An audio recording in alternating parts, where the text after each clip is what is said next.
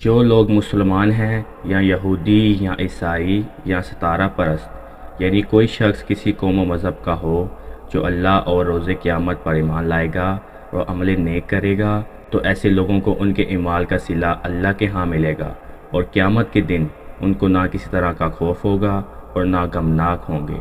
اور جب ہم نے تم سے عہد کر لیا اور کوہ طور کو تم پر اٹھا کھڑا کیا اور حکم دیا کہ جو کتاب ہم نے تم کو دی ہے اس کو زور سے پکڑے رہو، اور جو اس میں لکھا ہے اسے یاد رکھو تاکہ عذاب سے محفوظ رہو، پھر تم اس کے بعد عہد سے پھر گئے، سوا اگر تم پر اللہ کا فضل اور اس کی مہربانی نہ ہوتی تو تم خسارے میں پڑ گئے ہوتے۔ اور تم ان لوگوں کو خوب جانتے ہو جو تم میں سے ہفتے کے دن مچھلی کا شکار کرنے میں حد سے تجاوز کر گئے تھے، تو ہم نے ان سے کہا کہ ذلیل و خوار بندر ہو جاؤ، اور اس قصے کو اس وقت کے لوگوں کے لیے اور جو ان کے بعد آنے والے تھے عبرت اور پرہیزگاروں کے لیے نصیحت بنا دیا۔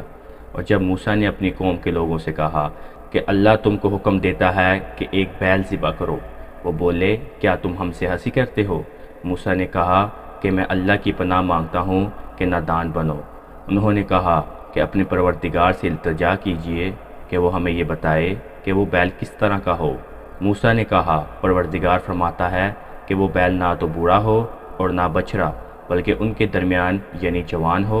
سو جیسا تم کو حکم دیا گیا ہے ویسا کرو۔ انہوں نے کہا اپنے پروردگار سے درخواست کیجئے کہ ہم کو یہ بھی بتا دے کہ اس کا رنگ کیسا ہو۔ موسیٰ نے کہا پروردگار فرماتا ہے کہ اس کا رنگ گہرا زرد ہو کے دیکھنے والوں کے دل کو خوش کر دیتا ہو۔ انہوں نے کہا اب کے پروردگار سے پھر درخواست کیجئے کہ ہم کو بتا دے کہ وہ کس کس طرح کا ہو، کیونکہ بہت سے بیل ہمیں ایک دوسرے کے مشابہ معلوم ہوتے ہیں، اور اللہ نے چاہا تو ہمیں ٹھیک بات معلوم ہو جائے گی۔ موسیٰ نے کہا اللہ فرماتا ہے کہ وہ بیل کام میں لگا ہوا نہ ہو، نہ تو زمین چونتا ہو اور نہ کھیتی کو پانی دیتا ہو، بے عیب ہو، اس میں سے کسی طرح کا داغ نہ ہو۔ کہنے لگے اب تم نے سب باتیں درست بتا دی۔ غرض بڑی مشکل سے انہوں نے اس بیل کو ذبح کیا، جبکہ وہ ایسا کرنے والے لگتے نہ تھے۔ اور جب تم نے ایک شخص کو قتل کیا تو اس میں باہم جھگڑنے لگے، حالانکہ جو بات تم چھپا رہے تھے اللہ اس کو ظاہر کرنے والا تھا۔ چنانچہ ہم نے کہا اس بیل کا کوئی سا ٹکڑا مقتول کو مارو، اس طرح اللہ مردوں کو زندہ کرتا ہے اور تم کو اپنی قدرت کی نشانیاں دکھاتا ہے